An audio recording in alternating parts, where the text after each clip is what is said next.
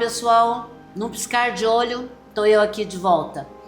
Então, falando novamente de câncer, lembra? No programa anterior, eu trouxe aqui a doutora Fernanda e nós falamos muito sobre as formas de câncer, como que você tem câncer, se a tua família tem, mas eu vou deixar ela comentar e você aí vai dar continuidade. Se você ainda não assistiu, vai lá no último programa, lá no YouTube, tá? Dá uma olhadinha, veja o papo que a gente falou aí, que foi importantíssimo.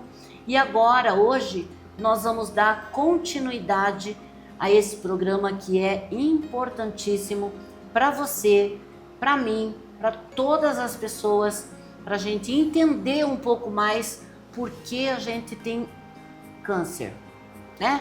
Ou, pelo menos, por que algum dos nossos familiares tem o câncer.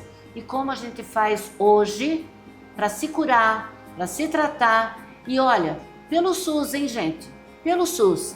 E a gente trabalha de uma forma pedindo orientação para médicos como a doutora Fernanda, para que a gente possa ser bem atendido, bem olhada, bem vista sobre esse tema que é tão desgastante só da gente comentar. Mas vamos dar continuidade ao nosso programa com a doutora, que nem saiu do lugar, hein? Continuamos no segundo episódio. E daí, doutora, vamos falar um pouquinho, vamos voltar um pouquinho ao primeiro episódio aí do programa e até a gente chegar nas outras perguntas que eu ainda tenho para fazer para você. Okay. Então, no programa passado a gente conversou o combate ao câncer, né? O dia do combate ao câncer, que foi agora que a gente está lembrando, né? Acho que o ponto importante aqui são os programas de rastreio, né? Populacional. A gente lembrou que a cobertura no nosso país ainda é muito baixa, né? A gente tem uma população-alvo que a gente cobre ali só 1/4, né, dos pacientes. Então, eu acho importante a gente frisar essas campanhas, a importância de estar fazendo os exames todo ano, né? As mulheres, a mamografia, o preventivo de colo de útero, os homens, que é uma população ainda mais difícil da gente Sim. levar para fazer o rastreio, né? Com PSA e toque retal. Eu acho que é um assunto importante para a gente estar sempre retomando e fazendo uma força-tarefa para aumentar essa cobertura.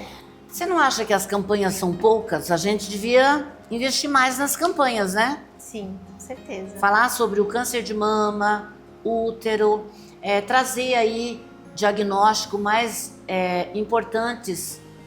E para as pessoas que não têm tanta condição, que vai pelo SUS, que é um bom atendimento, né? Eu vejo muita gente falar que o atendimento pelo SUS é tão importante ou mais importante, né, nesse tratamento. Hoje, as novidades que existem por aí, quais são? Então, o que a gente teve de avanço nos últimos anos, principalmente aí na área de câncer, isso infelizmente não está disponível no SUS ainda, mas a gente teve a imunoterapia, que a gente conversou bastante, né, no episódio passado, que são tratamentos que estimulam o sistema imunológico do paciente a combater o câncer.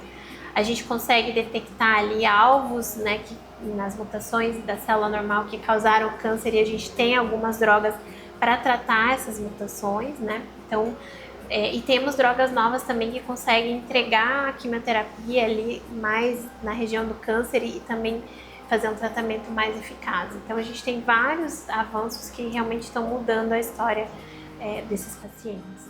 Tá, eu vou fazer uma pergunta que a gente sempre faz aqui, quando nós paramos, a gente conversou sobre isso, né?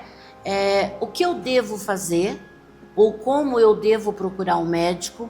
Quais são as primeiras informações que eu devo receber de um médico sobre o meu tratamento? O paciente, quando ele chega para consultar e ele tem um diagnóstico ou uma suspeita de câncer, né? É uma consulta, uma chuva de informação, né? Então, Sim. A gente tem que ter muito cuidado para poder ajudar o paciente na jornada do que ele vai fazer na sequência, explicar o passo a passo, né? A gente primeiro precisa confirmar o diagnóstico, né? Então, normalmente a gente precisa de uma biópsia se o paciente ainda Sim. não tem. A gente precisa de exames de imagem para ver a extensão do tumor, né? E aí, depois de todas essas análises, aí sim a gente vai fazer o planejamento do tratamento, se vai começar com tratamento sistêmico, né, que a gente chama com medicamento, com químio, com imuno, com terapia-alvo, ou se vai para uma cirurgia de cara. Então, todo esse planejamento, normalmente, a gente tenta fazer de forma multidisciplinar, né? Então, não decide sozinho, né? Sim. Decide junto com o cirurgião que trabalha comigo, com o radioterapeuta que trabalha comigo, para a gente fazer... Vocês fazem esse apanhado já do exame já comprometido, tá? Com câncer, né? Isso. Tá ali, você já sabe. E daí, conversando com o paciente, vocês vão traçar uma forma de trabalho. Traçar a melhor estratégia para cada paciente, para cada tipo de tumor. Né? Então, a gente tem que ajudar o paciente a fazer essa jornada, ele conseguir marcar todos esses exames, fazer os exames, fazer a jornada depois, entender o passo a passo do seu tratamento e o que ele vai ter de efeito colateral e como que a gente vai manejar. Porque os efeitos colaterais, eles são esperados, eles são comuns, mas todos eles têm alguma forma da gente manejar, da gente amenizar para o paciente conseguir fazer o tratamento. Fica mais humanizado também, né? Sim. Que não é aquela coisa, ó, você tá com câncer, pode ir para casa, tome esse remédio e acabou. Não, né? Você vai ter que fazer um trabalho, né? Deixar essa pessoa calma, mais tranquila para poder se curar. É importante essa pessoa entender do que ela tem e quais são os passos e ela concordar, né? Sim. A gente precisa estar no mesmo lado, né? Porque não adianta nada eu fazer um planejamento maravilhoso de tratamento e o paciente ou não entender a importância do tratamento ou ele ter um efeito colateral muito grave e eu não ajudá-lo e ele vai acabar abandonando, né? Então, sim, a gente tem que caminhar junto, senão não existe é tratamento. importante, só não pode abandonar, né? Sim. Tem que dar continuidade. No anterior a gente falou bastante, como você mesmo disse, nós não podemos deixar uma perguntinha aí sobre o Covid, né? Afinal, o país, o mundo passou pelo Covid e ainda tem alguns casos, né, de Covid no mundo, se espalhando por alguma situação, com maior influência em algum lado do país ou outro não, mas o Covid ainda está por aí, né? A gente tem que tomar bastante cuidado. Como que a pandemia do Covid afetou o diagnóstico e o tratamento de pacientes com câncer? Durante a pandemia foi muito desafiador, porque o paciente que tinha diagnóstico e que estava em tratamento, ele não podia esperar passar a pandemia para a gente dar continuidade, né? Então, na época ali, a gente teve uma força-tarefa de trabalho da equipe de como a gente ia manter esse paciente em tratamento, né, da químio, da cirurgia e criar rotas seguras para esses pacientes continuarem... Nossa, um desafio, né? Exatamente, continuarem frequentando o serviço de saúde que estava todo focado para atender a pandemia, mas tinha que ter uma rota segura para esses pacientes que já têm imunidade mais baixa pelo tratamento em si, para que eles pudessem circular e não terem um risco tão aumentado de pegar a infecção, né? Então foi uma força-tarefa mesmo. E aí, durante a pandemia, a gente teve uma queda muito importante nos exames de rastreio, claro, né? Porque a pessoa tá saudável em casa, né? Todo mundo fala, fica em casa, não vai no serviço de saúde. Então, o pessoal realmente deixou de fazer exames de diagnóstico, a gente caiu pela metade, né? Os exames de rastreio ali em 2020, principalmente, mas a gente já recuperou isso, né? Então, claro que ali no pós-pandemia a gente teve diagnósticos um pouco mais... de casos um pouquinho mais avançados, né? Mas agora a gente já voltou ao patamar pré-pandemia em termos de rastreio nacional, né? E por outro lado, a gente também fez mais diagnóstico de câncer de pulmão na época, porque a gente fazia muita tomografia para o paciente que chegava com alguma suspeita de Covid no pronto-socorro. Insuficiência respiratória. Exatamente. Então a gente fez mais diagnóstico de câncer inicial de pulmão nessa época do Covid. Nessa época, você pensava em você? Como médica naquele momento, porque você também saía de casa, você também corria o risco, né? E às vezes chegava lá, o paciente não podia ir, ou o paciente faleceu, mas você estava presente, você passou por isso. Eu acho que a pandemia foi muito desafiadora para todos, né? Para nós profissionais de saúde. Claro que a gente pensa, né, na gente, na nossa família, né? Então, eu lembro que eu ia visitar meus pais, eu trocava de roupa na área de serviço antes de entrar na casa deles, né? Eu atendi durante a pandemia, eu estava grávida, né? Então, eu tinha uma preocupação, né, com isso. A gente usava máscara face shield, né? Mas o principal é que a gente tinha muito medo era de não contaminar os pacientes, né? Então Sim. essa era meio neurótico ali, né? De tentar blindar ali o serviço para que ninguém circulasse ali com Covid, né? Ou com sintoma. Aliás, eu acho que neurótico ficou o mundo todo, né? Eu acho que ninguém ficou sem estar neurótico, né? Só o fato de você falar da gravidez e que você estava presente nesse trabalho. Gente, eu estive muito de perto, assisti isso, convivi com isso. Foi muito difícil para qualquer área, né? Para qualquer área. Como que você vai salvar uma pessoa que teve um infarto passando pela porta de um hospital com uma contaminação incrível? Imagina as pessoas que tinham câncer, que esperavam melhora e não poder fazer uma cirurgia, não poder fazer um tratamento adequado. Você escutou muito isso? Então, a gente fez esse trabalho para que eles não ficassem sem o tratamento, né? Então, todas as cirurgias foram canceladas, exceto as cirurgias de câncer, né? Todos os atendimentos de consulta foram cancelados, exceto os atendimentos de câncer. Então, a gente continuou, né? A gente manteve ali o trabalho, o dia a dia de atendimento durante toda a pandemia. A gente não teve Independente? Independente. Né? A gente tinha triagem ali na entrada do serviço, então qualquer paciente ou familiar que tivesse algum sintoma respiratório não podia entrar. Já não podia entrar? Né?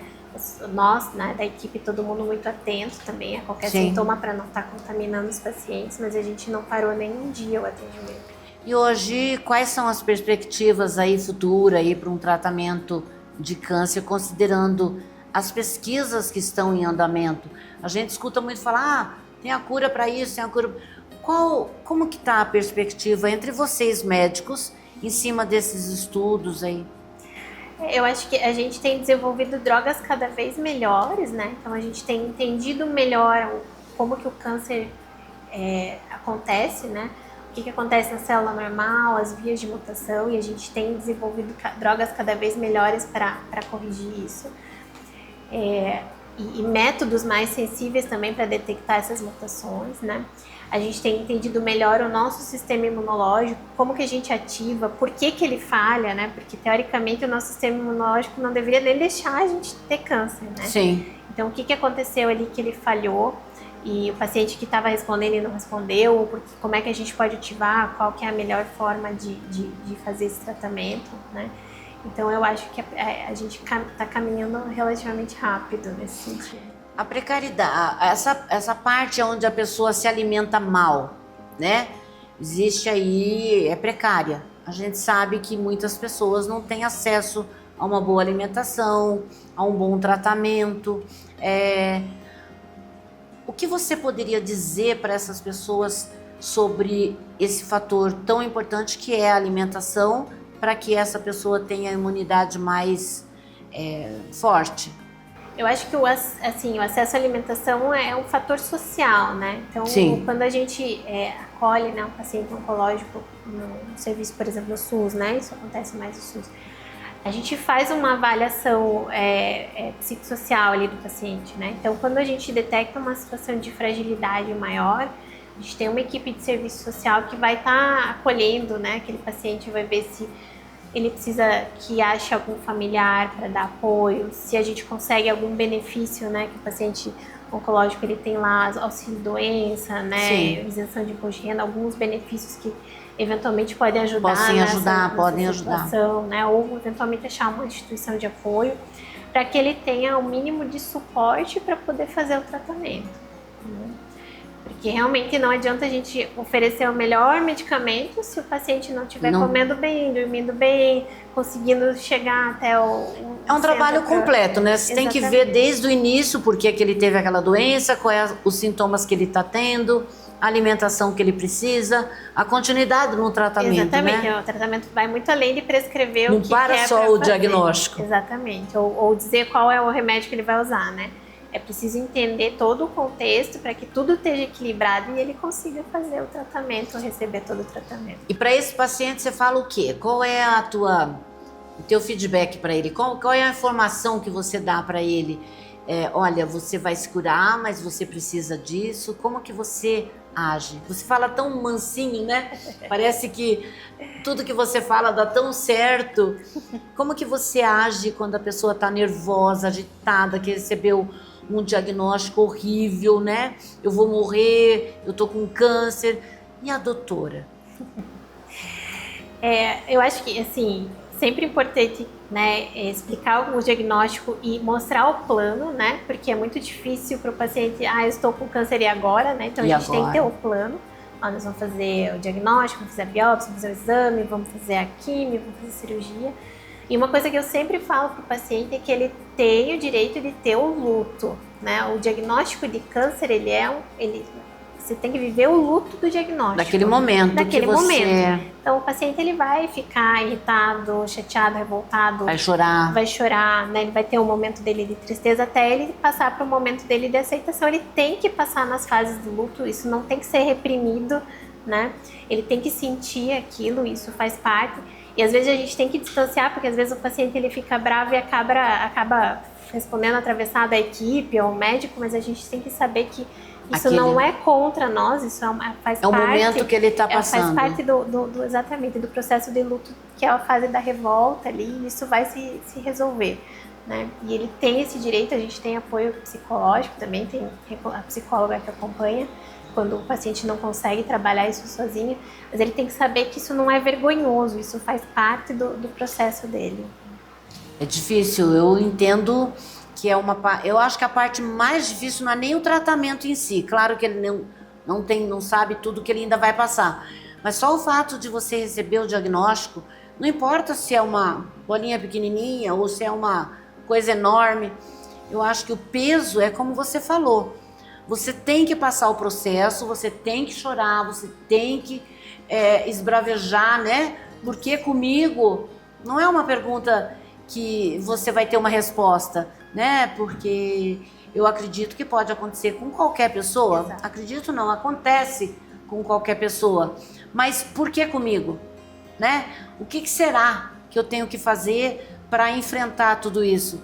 E às vezes, embaixo dessa pergunta, tem uma resposta que você vai encontrar, que é a força, né? Que é a tua personalidade, que é a tua forma de enfrentar esse mal que pode te levar a qualquer momento. Morrer, nós vamos morrer, gente, né? Só não precisamos deixar acontecer uma morte difícil, sabendo que nós temos quem nos ajuda. E essa parte, eu acho que é mais difícil, é quando você recebe, né, o diagnóstico, que eu acho que até a médica, né, você como médica entende que eu estou falando, que a preparação para falar pro paciente é como se você entrasse dentro dele e falasse, olha, eu posso te ajudar, mas você não pode falar totalmente, né, se ele não souber enfrentar, se você não ajudar. Eu acho que o câncer, nós podemos competir com ele, ou para ele nos matar, ou para a gente viver. Eu escutei isso de um médico há muitos anos atrás, aonde ele disse, por que você está chorando muito? Por que você chora tanto? Né? Você pode atravessar a rua, um carro te pegar e você morrer. Mas você está aqui, então vamos enfrentar junto. Né? É um sofrimento? É um sofrimento, gente. Eu tenho certeza disso. Mas enfrentar junto com o seu médico, né? Trazer essa confiança para o seu médico é o mais importante, sim. Você tem que ter força para você aí, que está passando por isso, falar, não, eu vou conseguir viver, eu vou sair dessa. É isso, doutora? É isso.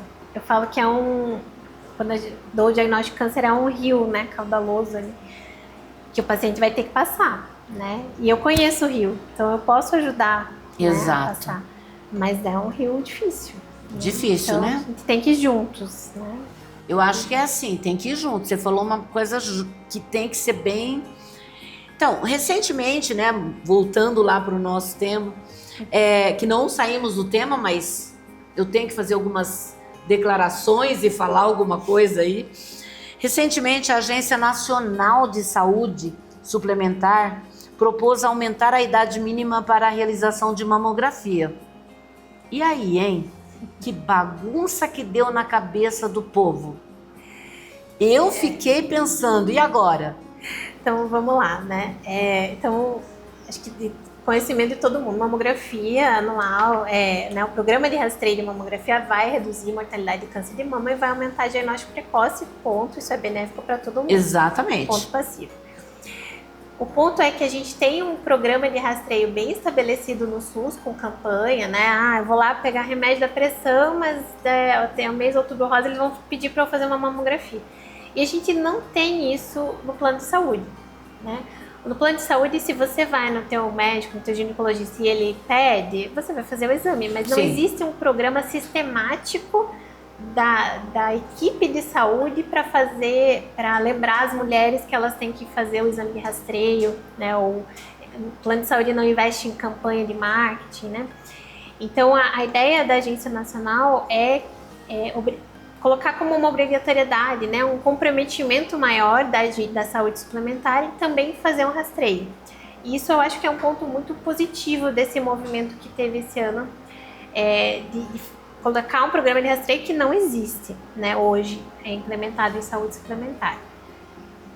Mas eu acho que a gente poderia fazer isso seguindo as últimas recomendações mais recentes, né? Então, ao invés da gente copiar, né, as recomendações, digamos, mais básicas, né, ou mais simplificadas, né, por exemplo, do SUS, né, que o SUS recomenda a partir dos 50 anos e fazer a cada 2 anos, a gente pode usar as últimas recomendações da Organização Mundial da Saúde, das principais sociedades, que orienta que comece o rastreio aos 40 anos e que seja feita o exame de forma anual, né? Mas é importante colocar que a Agência Nacional ela não está tirando o direito da mulher mais jovem de fazer o exame e nem de você fazer o exame anual, porque na verdade a indicação médica é direito do paciente. Claro. Né? Então, se eu pedir uma mamografia para uma mulher de 40 ser anos, feito. ela vai fazer. Né? O que está sendo discutido ali é a questão da campanha, como é que vai ser feita a campanha.